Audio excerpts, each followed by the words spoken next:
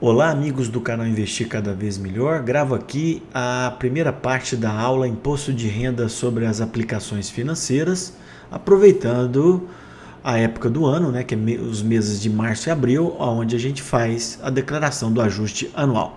Vem comigo.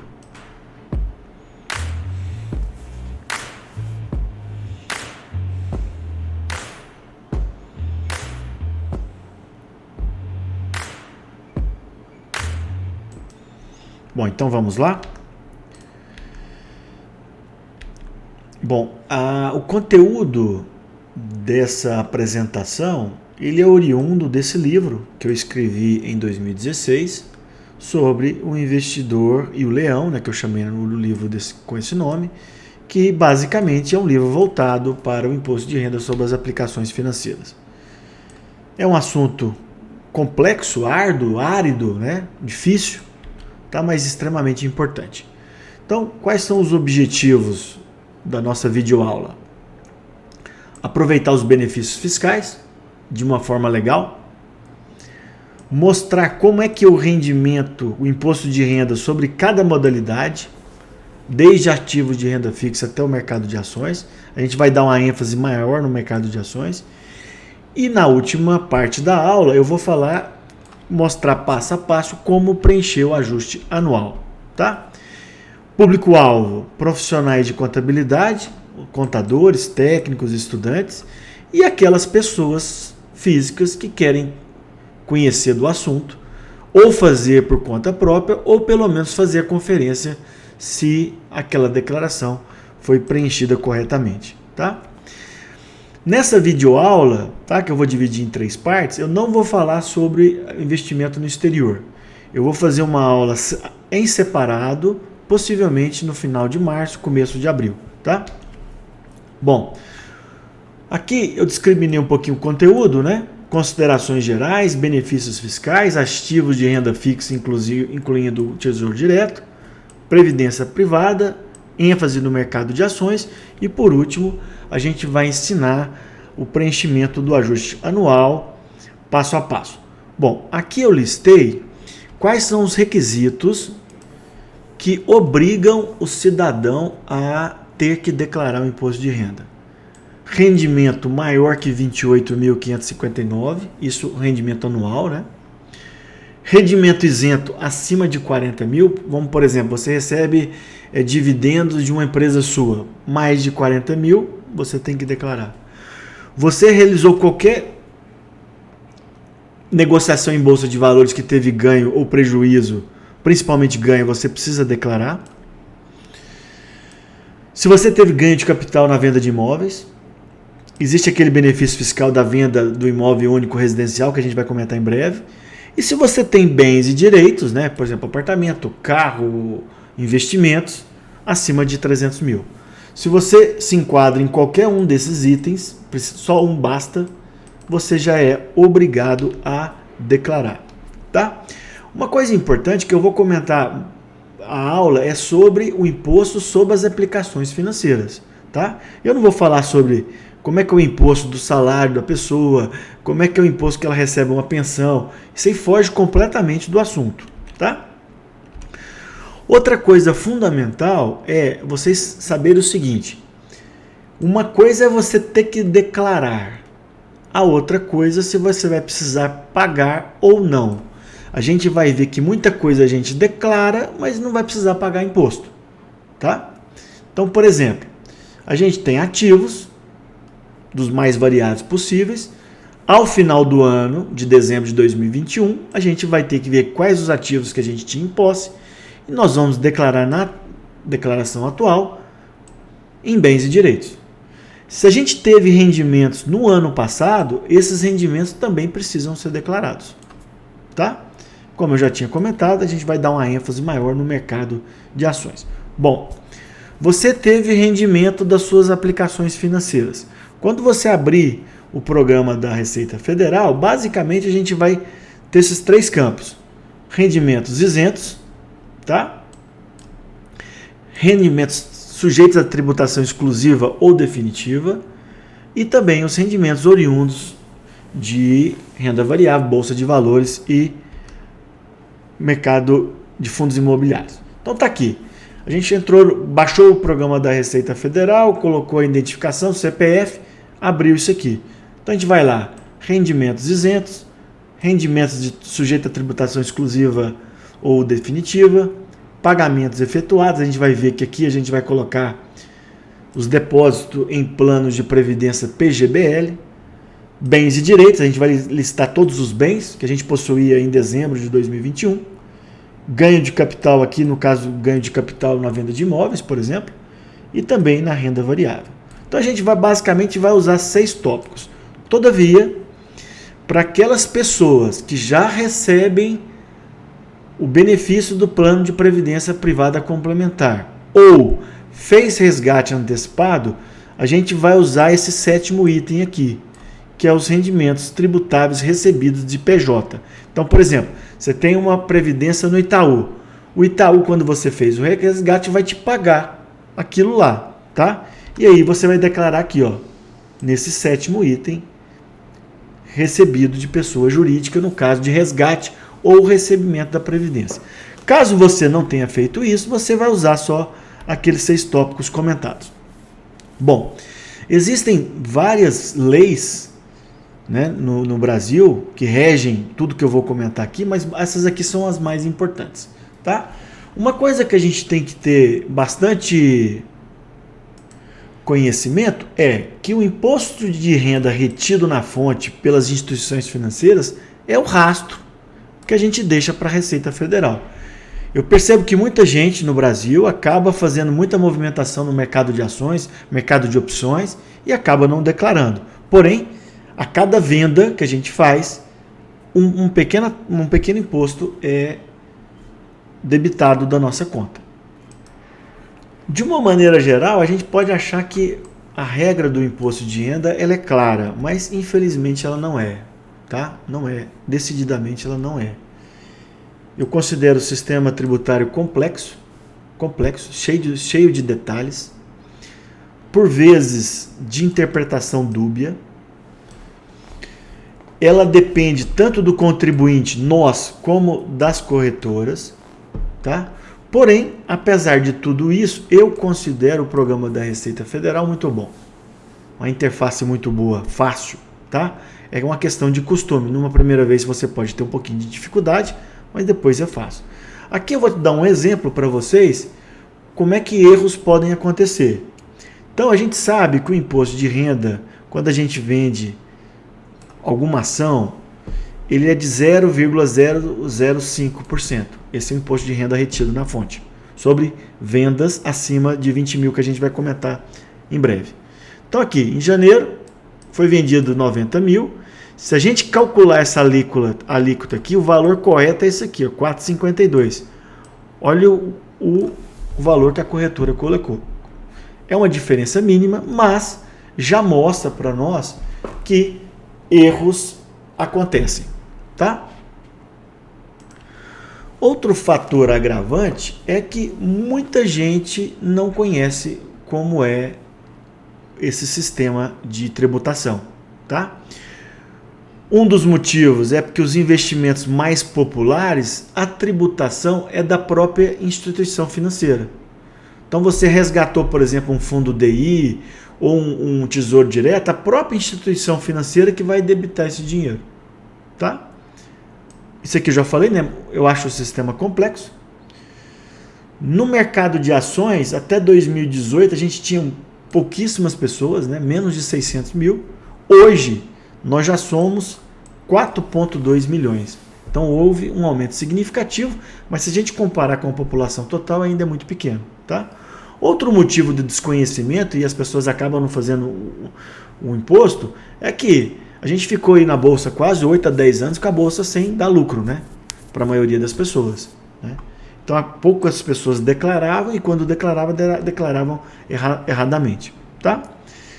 De uma maneira geral, essas são as alíquotas do imposto de renda sobre as aplicações financeiras. A alíquota mais alta é de 22,5%, tá? Se a gente, nesses ativos aqui, né, fundos DI, CDB, Tesouro Direto, se a gente deixa até 6 meses, vai decaindo, acima de 2 anos, ela cai para 15%. Então a alíquota maior é 22,5%. A gente vai ver que quando a gente resgatar planos de previdência privada, pode chegar até 27,5% até 35% se você resgatar antecipadamente. Mas em geral as alíquotas são essas. Então aqui, durante a aula eu vou mostrar uma série de exemplos, né, de ativos para vocês aprenderem. E aqui é o primeiro. Então está aqui um investidor fictício. Ele recebeu em casa do banco tal que ele tinha num fundo DI no final do ano 25 mil e mais esse rendimento. E também num CDB, aqui no CDB, nesse valor total e aqui o rendimento. Então, esse valor total a gente vai colocar em bens e direitos, ou seja, era o valor que você tinha no final do ano passado. O código 72 é do fundo DI e o código 45 do CDB. E esses rendimentos a gente vai colocar nos rendimentos sujeitos à tributação exclusiva definitiva na linha 6. Mais uma vez, a gente ainda vai voltar a comentar mais isso. É só um primeiro exemplo. Bom, muita gente já ouviu falar sobre o sistema Come Cotas, mas acaba não entendendo como é que funciona. O que acontece? Mesmo que você não faça o resgate do fundo DI, por exemplo, a instituição financeira é obrigada a fazer esse resgate do imposto de renda antecipadamente. Nos fundos de longo prazo, 15%, nos fundos de curto prazo, 20%. Tá? Mesmo que você não resgate. E como tirou o dinheiro da sua conta, acaba que você vai perder algumas cotas do seu fundo. Ok? Bom, quais são os investimentos que têm isenção? O mais conhecido é a poupança, né? Mas, infelizmente, o rendimento é muito ruim. As letras hipotecárias, as letras de crédito imobiliário, as letras de crédito agrícola, as CRIs e as CRAs, que são os recebíveis de imóveis e de agrícolas também, são isentos para a pessoa física. Então, são ativos importantes, onde que a gente vai ter um rendimento melhor e que tem isenção do imposto de renda. Os fundos imobiliários, os rendimentos também são isentos. Então você vai lá e compra cotas de um fundo de investimento imobiliário e ele vai te pagar mensalmente X. Esse valor é isento. Nós vamos comentar em breve quais são os critérios, mas de uma maneira geral, os pequenos investidores vão sempre entrar nesses critérios, tá? Diferentemente, se você tiver ganho de capital, ou seja, você comprou uma cota por 100 de um fundo imobiliário e vendeu por 150, essa diferença você vai pagar imposto e a alíquota é de 20%, tá? Bom, no mercado de ações para pessoas físicas, se você vender num mês fechado, nós estamos em março, do dia 1º ao dia 31, até 20 mil reais, independentemente do lucro, esse valor é isento. Então você comprou, por exemplo, uma ação por 2 mil e vendeu ela por 20, você não precisa pagar nada de imposto. Mas se você vendeu 20,005, você já precisa pagar imposto de renda. Tá? Então isso aqui é um negócio interessante para a gente usar, para a gente realizar lucros mensalmente naquelas ações que estão mais valorizadas em carteira, para a gente ter esse benefício. Tá? Coisa que é um ato legal que a gente está usando a lei em nosso favor. Tá? De uma maneira geral, todos esses investimentos eles são isentos, porém a gente precisa declarar e a gente vai mostrar como fazer isso. Tá? Bom, então tá aqui mais um exemplo. Poupança, isento e não tributáveis, linha 12. Tá? O valor que a gente tinha no final do ano passado, a gente vai colocar em bens e direitos, código 41, escreve aqui, conta poupança no Itaú, número tal, valor aqui. Se o valor é igual de um ano para o outro, a gente clica aqui em repetir. Tá? Então tá aqui, mais uma vez, mais um exemplo.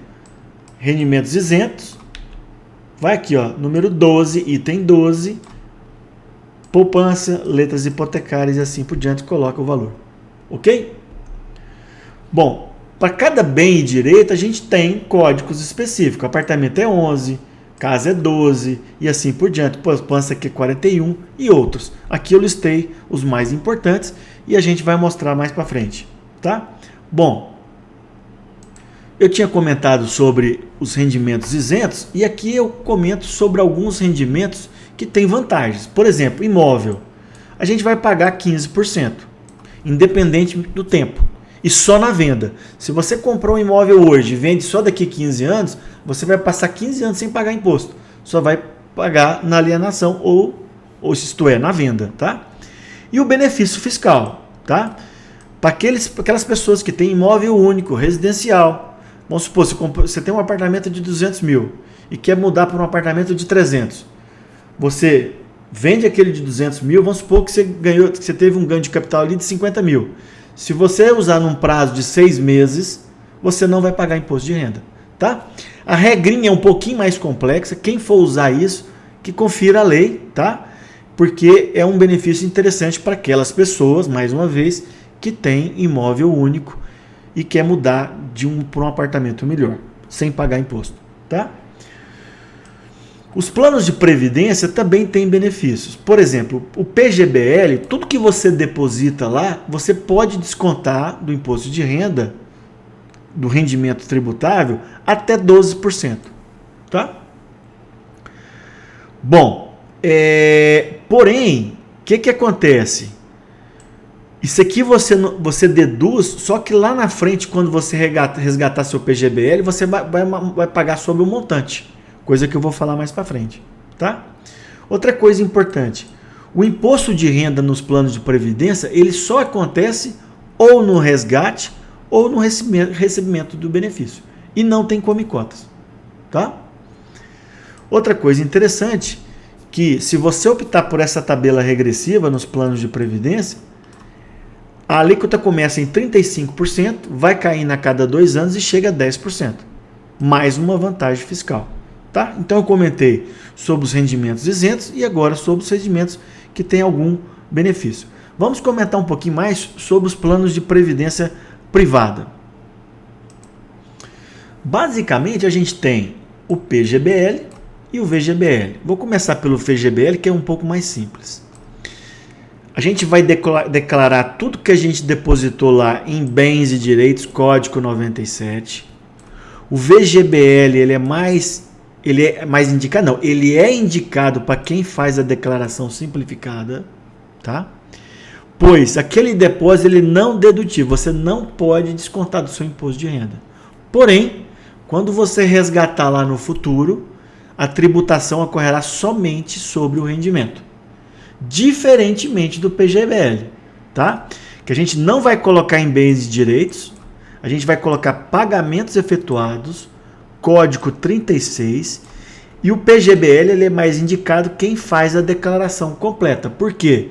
Os valores depositados lá, até o limite de 12%, podem ser descontados do imposto de renda. Tá? Qual que é o problema do PGBL? Você desconta agora, mas no futuro, quando você resgatar ou receber o benefício, tá? Você vai pagar imposto sobre todo o montante, tanto os aportes como os rendimentos. Então a gente passa a perceber que é só uma postergação de imposto de renda. Obviamente é interessante no presente, mas no futuro a gente vai pagar sobre o montante. Entender essa diferença é muito importante porque a gente, dependendo do seu ajuste, você não pode aplicar erradamente, tá? Porque você pode ter um prejuízo importante. Bom, para quem tem FAP, né? Ele funciona como o PGBL, precisa declarar aqui em pagamentos efetuados, porém o código 38. Tá ok? Bom, outra coisa importante, quando a gente vai escolher um plano de previdência, a gente tem que escolher o regime de tributação. Tem dois, o tributação progressiva compensável e o tributação regressiva. Vou começar pelo regressivo, que é o mais fácil. Bom, você foi lá, optou, depositou. Até 2 anos é 35%. Vai caindo, acima de 10 anos você vai pagar só 10%. Então esse regime aqui é o melhor regime para quem quer realmente fazer um plano de longo prazo. Tá? Já a tributação progressiva compensável é o seguinte, se você fizer o resgate antecipado, você vai pagar 15%. tá? Agora, se você lá no futuro for receber o seu benefício, vai cair na tabela regressiva compensável, né? Então tá aqui, até 1.900 é isento, e acima de 4.000 você vai pagar uma alíquota de 27,5%. Percebam aqui que desde 2015 não tem oscilação na tabela, o governo não atualizou a tabela, tá? E mais uma vez, esses rendimentos vão ser declarados naquele 7º item que eu mostrei lá, que é declarar em rendimentos recebidos de pessoa jurídica, no caso é algum banco ou é alguma corretora que está te pagando, tá? Aqui, aquilo que eu já comentei, né? A tributação regressiva que começa em 35 e vai até 10, tá? Se você resgatar, você vai declarar na tributação exclusiva, item 12, ok? Bom, aqui eu vou mostrar para vocês como declarar se você fez o resgate da Previdência ou recebeu o benefício, tá? Então não é aqueles depósitos que a gente faz, você já está recebendo, tá? Então tá aqui, rendimento de pessoa jurídica, que eu tinha comentado, aqui estão os rendimentos e aqui estão os impostos retidos na fonte, tá? Então você coloca lá, se foi você que recebeu ou algum dependente seu, clica aqui em novo, tá? Tá debaixo da minha foto. Colocou o CNPJ da fonte pagadora, o nome, Itaú, por exemplo, o rendimento, o imposto retido e aí clique em OK, tá? Já o rendimento recebido na tributação regressiva, certo? Você vai lá declarar, aqui ó, sujeito à tributação exclusiva ou definitiva, campo 12, você vai colocar aqui o valor e vai fazer a discriminação, tá? Bom, para finalizar essa primeira parte, eu vou falar sobre os títulos do Tesouro Direto, tá? Primeiro, a responsabilidade de recolhimento é da instituição financeira, tá? Não é a gente que recolhe. Bom, quando é que vai acontecer a incidência do imposto de renda? Quando a gente receber os cupons semestrais, a gente sabe que alguns títulos do Tesouro Direto pagam cupons semestrais ou juros antecipados, tem incidência. Se a gente tem um título e vender antecipadamente, a gente paga imposto. Ou no vencimento do título. Ele venceu em 2022, você vai ter que pagar imposto. A alíquota eu já tinha comentado, vai de 22,5% a 15%, dependendo do tempo. 22 menos de 6 meses, 15 acima de 2 anos. Tá? No ajuste anual, a gente vai colocar os rendimentos sujeitos à tributação, exclusiva e definitiva, e os títulos, código 45, a gente vai voltar a falar sobre isso. Tá? Bom, na aula eu vou falar especificamente como é que funciona o mercado de ações e os fundos imobiliários. E na parte final, ou parte 3, eu vou ensinar vocês a preencher o ajuste anual. Tá? Espero que vocês tenham gostado. Para aqueles que gostarem, dê o like, né, no vídeo, compartilhem e até uma próxima. Muito obrigado.